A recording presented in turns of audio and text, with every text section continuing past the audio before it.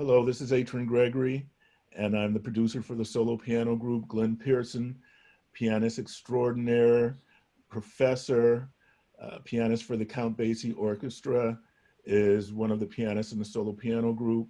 And Glen, thank you for being here and participating in this interview today. So my first question for you, Glen, is when did your interest in piano start, and did you take lessons as a child? Uh, I did eventually begin formal lessons, but my interest in piano, I guess music in general, just came about by virtue of the environment of the home where I grew up with my family. It was very musically active. We had the family piano, which was constantly in use. My two older sisters at the time played for the church. Um, and then also my next oldest sister, they were some years ahead of me while they were in high school, and I was still a little young, you know, tyke of a little brother. Um, but she was part. She had a girl singing group while she went to McClymonds in Oakland, as a matter of fact.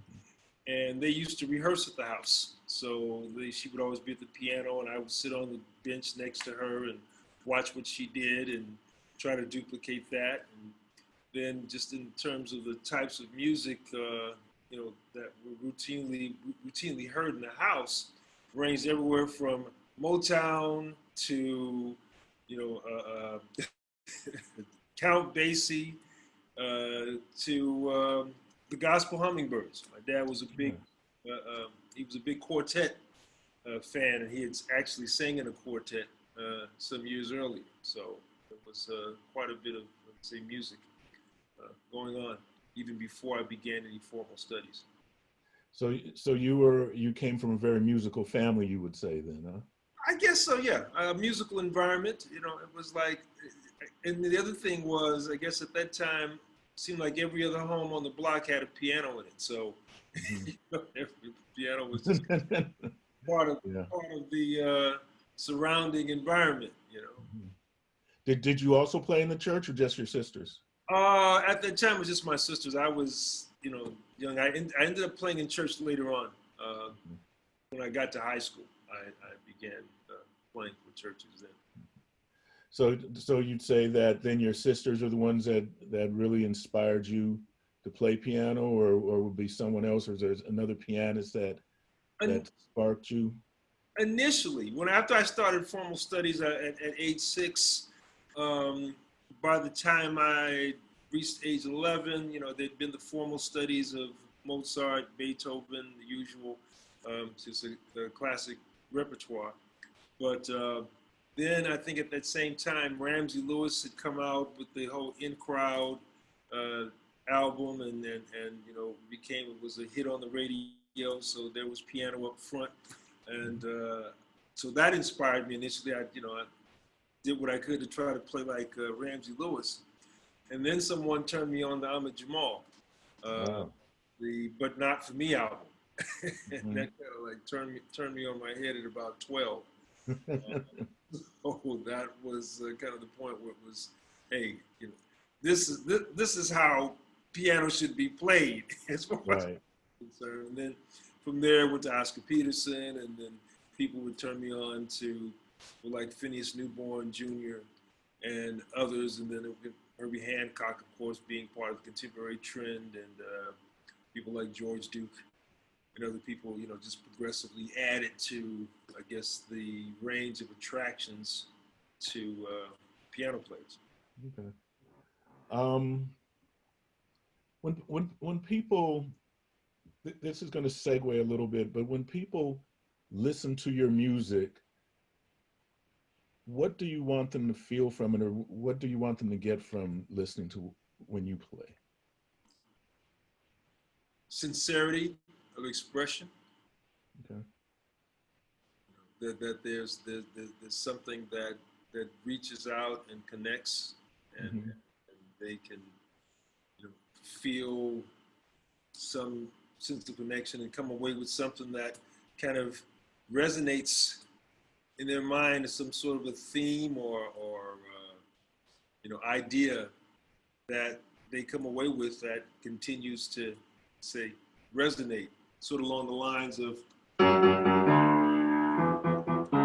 right, you know, after everything is said and done, after that whole symphony has been presented, that resonates most, you know, profoundly in the ear of the listener. So I said it was something that leaves an impression.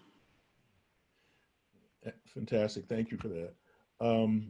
You have such a resume behind you. And so whatever you'd like to share, because your resume is huge, you know, why, you know, for whether it's a Count Basie orchestra, or whether it's way back with other, um, with singers or as a instructor, you know, can you just talk a little bit about your professional, not, we'll talk about you as a teacher in a little while, but your professional aspect of you as a musician and as a composer, and the different people you've played with and different experiences you've had. What are some of the things that stick out in your mind almost like they were yesterday? The time I spent working on Broadway when I lived in New York, I was part of the musical staff for Bringing the Noise, Bringing the Funk. Mm-hmm. That brought me into direct contact with Savion Glover and likes of Gregory Hines and people like that. So working with George Wolfe, that later led to my actually working with the likes of Patrick Stewart on another Broadway production for that was done originally written and premiered by Arthur Miller. So that was a wealth of experience. Along with that was the time that I spent as musical director for the Boys Choir of Harlem. That was just one of the first major hires that I you know, enjoyed and experienced after moving to New York. And then from there, it was Regina Bell. I spent a number of years working with her, which was once again, you know, a rewarding and enlightening experience because it brought me in contact with a range of musicians and other artists. Mm-hmm. Then people like Jimmy Scott. That was also rewarding. And then later, I ended up working with Will Downing and Gerald Albright. I actually ended up being musical director for their 2000 Rhythm of Love tour.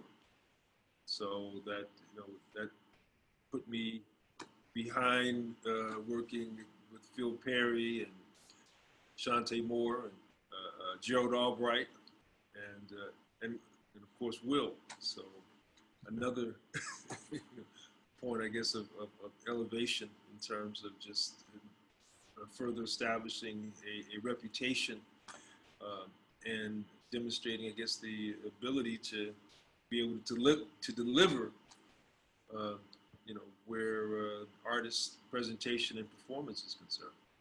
Very nice.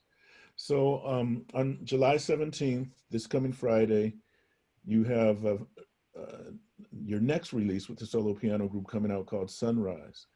And Gerald and I are Facebook friends, so will make sure to tag him this time to make sure that he sees what you're doing. One of the things that you're doing now, I know you do many things, but one of the things that you're doing now. If you don't mind, could you just play a few seconds of Sunrise and, you know, let the audience see what's to come, or to see it live?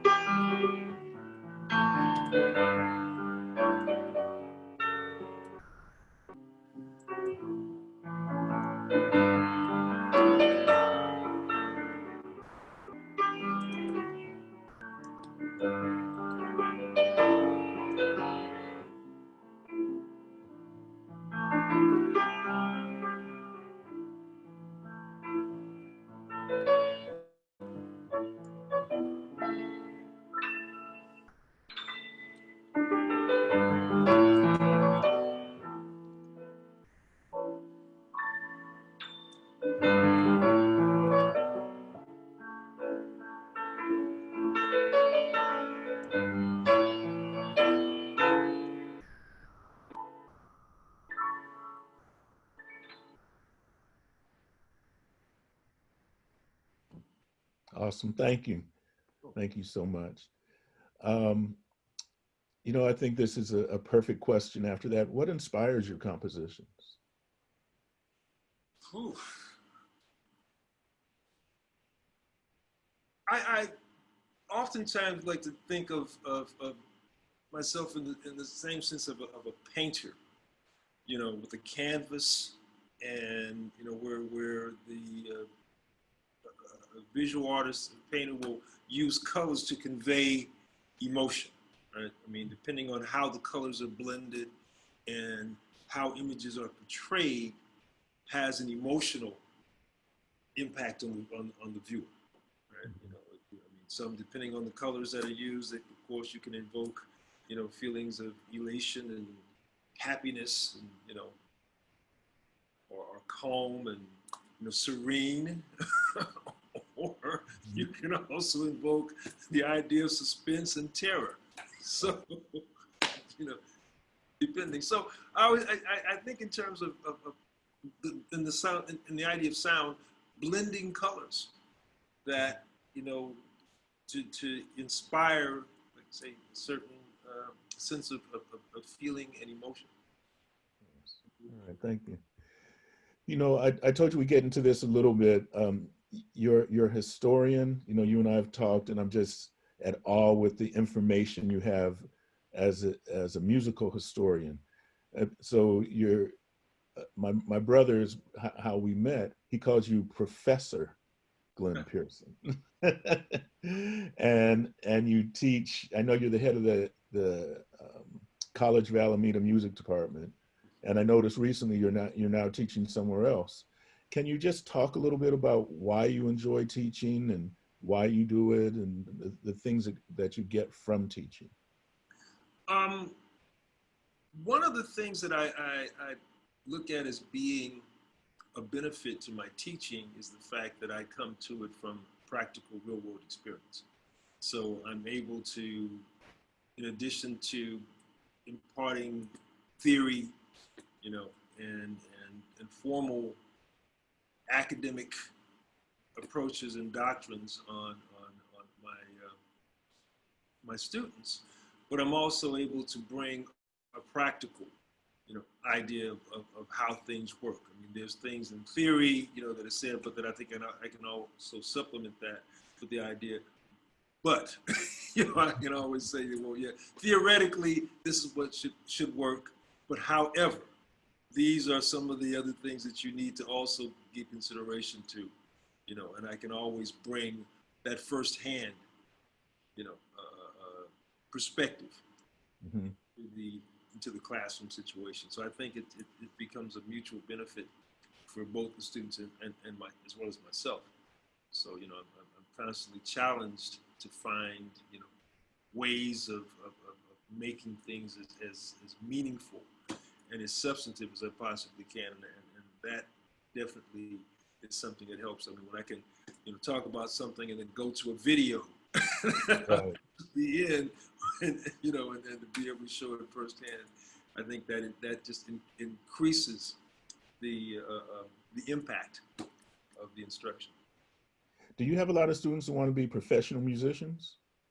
I not a whole lot in, I guess, in the current climate, you know, Mhm. but of course, given kind of being out of touch on the firsthand, you know, face-to-face basis, Yeah. one of the things I guess that gets lost in that is just those aside little, you know, interactions with students that come up to you and say, look, you know, I'm thinking about doing this, I'm thinking about doing that. What do you think? You know, a lot of times they can just come in off the cuff. So I don't have that. You know, I don't Uh-huh. have that thing where students can get an idea and they might just want to come by the office and sit and talk and, you know, ask me something about, you know, an idea that they have about career choice and what have you. Um, Mhm. so that's not, you know, I'm not as in, I don't think I'm as in direct touch or contact with students as I have been. But I have had students that have gone on to Berkeley School of Music, um, going on to um, Juilliard. I've had students, you know, going to Juilliard Nice. in Manhattan. So I do have, you know, students that have definitely taken career path of music, along with other things. I've got one student who is I'm expecting to probably end up being a prolific conductor, but he seems to feel like what is it? Urban engineering should be his pursuit. But you know, extremely talented, very Yeah. talented. So I'm always encouraging him to try to look. You know, you should be a conductor. But they kind of go hand in hand. Yeah. So, Well, speaking of the current environment, there are two questions regarding the current environment. One's a loaded question, a little bit, and the other is a simpler question. First one's about the pandemic. What have you been doing during the pandemic? How has it affected, the things that you do, and just how's it been going? constantly trying to find, you know, workarounds, I guess, to the idea of not being in the classroom. So, of course, taking the technology that is on hand to help kind of allow us to move forward, and then trying to get over some of the glitches. I mean, some of the conversations that are going on with regards to limitations with Zoom, and other platforms. So I think a lot of colleagues and myself were in constant, communication as far as finding effective ways to make the technology work in the absence of, let's say, firsthand communication and contact. But I think at the same time, another playbook is being written along with this. So there are contingencies in place now that we probably hadn't thought of, and we're kind of forced to think of them. I think we've advanced probably as far as the range of capacities for online and internet has probably been propelled a good 5 to 8 years beyond where it would have, normally been. So it's not absolutely ideal, but I gather to say that if this were going to happen, this pandemic scenario, I say if this had occurred maybe 30 years ago, we'd be in a much Oh, much different absolutely. place than we are now. I been trying to find out information about the 1917-18 pandemic. Mm-hmm. Just try to find some oral history or some newspaper articles to really understand what people were thinking during that time period. Right. Because even though technology is very different, I'm sure the fear and a lot of the thought processes and the things that people were dealing with just from a personal point of view still Mm-hmm. is still very much the same. Oh yeah, absolutely. And I'm definitely, that's something that I'm personally looking at and hoping to see if I can find some more information just to make it easier for myself, the conversations we have, conversations that I have with others to to figure out how we're all going to get through this, because it doesn't look like it's going to be doesn't look like it's going to be over next month. No, we're having to find new and more effective ways to navigate it. Yeah, So no, absolutely. So the other thing with what's going on right now is obviously the thing with the police and George Floyd and the other people. And one of the questions that I wanted to ask was, have you ever been racially profiled? Have you ever had run-ins with the police, or have you dealt with any systemic racism with some of the things that you do? uh, over the course of, of my existence, yes, I have. In varying ways. I think for me, a lot of it has been sort of like institutional, asides, particularly going through academia, um, and dealing with the infrastructures as I came up. When I can go back to when I was doing undergrad and um, going into music, and of course there was sort of an attitude of, because well, let me just preface it that at that time when I studied undergrad, there were no jazz or pop music degrees. Okay, it was all, classical, very Eurocentric, uh, uh, curriculum and format. So there were those that sort of suggested in an underlying way that I should somehow renounce, where I come from, my cultural upbringing and orientation as far as music is concerned. I had one instructor tell me, he said, well, if you intend to be taken seriously, I mean, I understand that you have this commitment to, popular music and, other styles, but if you're going to be considered as a serious musician, then you need to begin to apply yourself to more serious pursuits. So there were those sort of things that happened. Of course, I guess I've had occasions to be pulled over and, and kind of checked out. I think probably what maybe had been one of the determining factors was my demeanor in the midst of handling it, and I guess it was like just my means of kind of inquiring and questioning. Well, what was the purpose, the meaning behind, which ordinances were involved, that Sure. sort of thing, and kind of giving an impression. Okay, well, who is this guy, and what he said he might be a problem if, Mm. if this is not handled effectively. So I always try to deal with it from that standpoint. You got drugs in the car, and you got, no, I don't have any drugs in the car. You have any weapons on you? No. I said, well, no, quite frankly, no, I don't have any weapons on me. So, but in the current climate, not so much. But I will say this though, with regards to just talking about the historical precedents and just kind of, I guess, timelines of things. I had the occasion to watch a documentary on 1968 Mm. and addressing a lot of the issues and the unrest that were very prevalent during that period.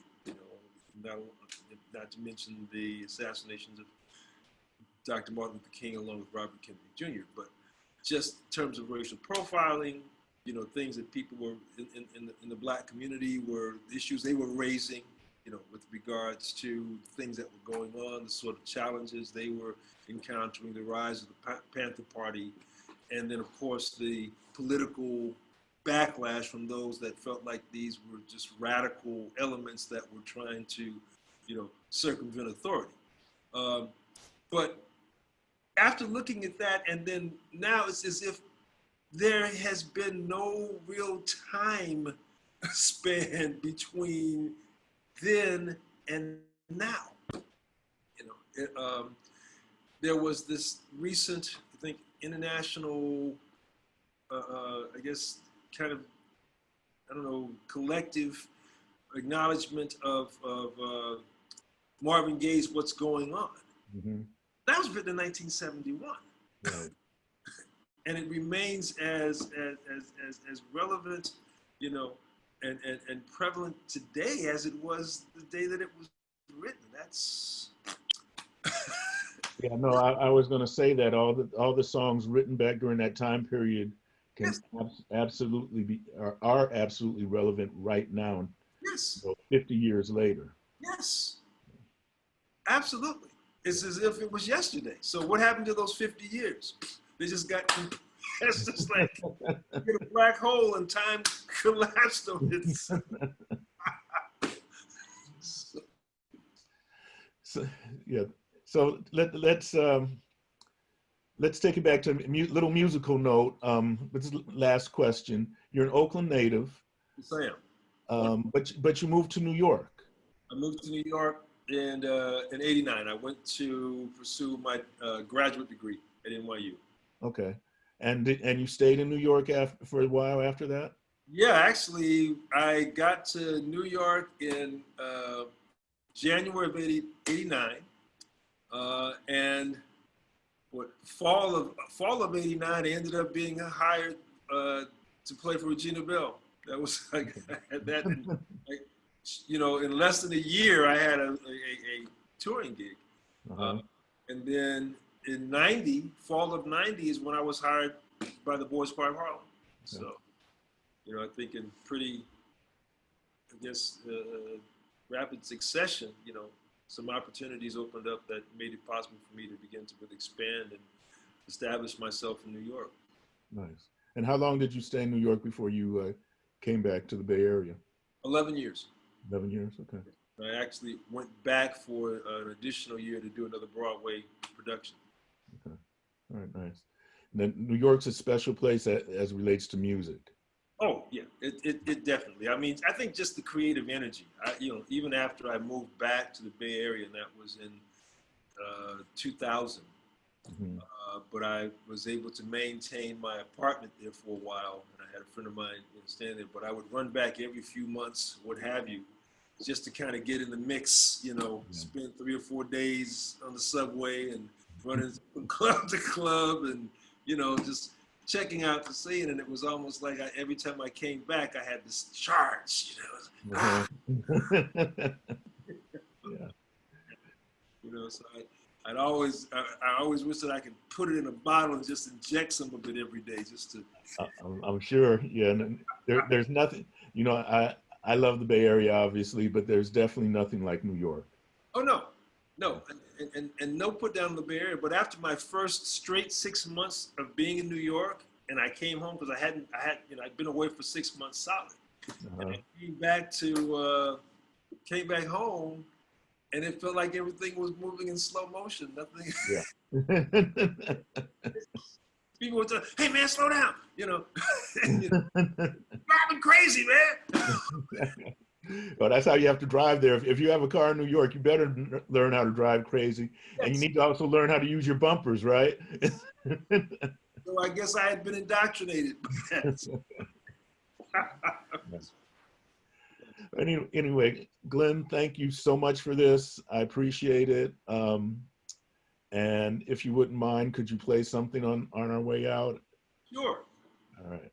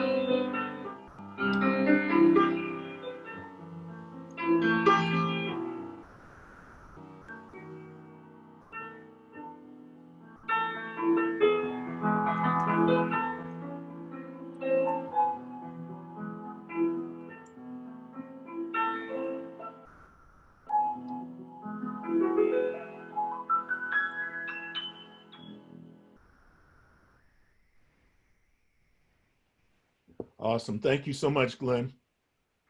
My pleasure.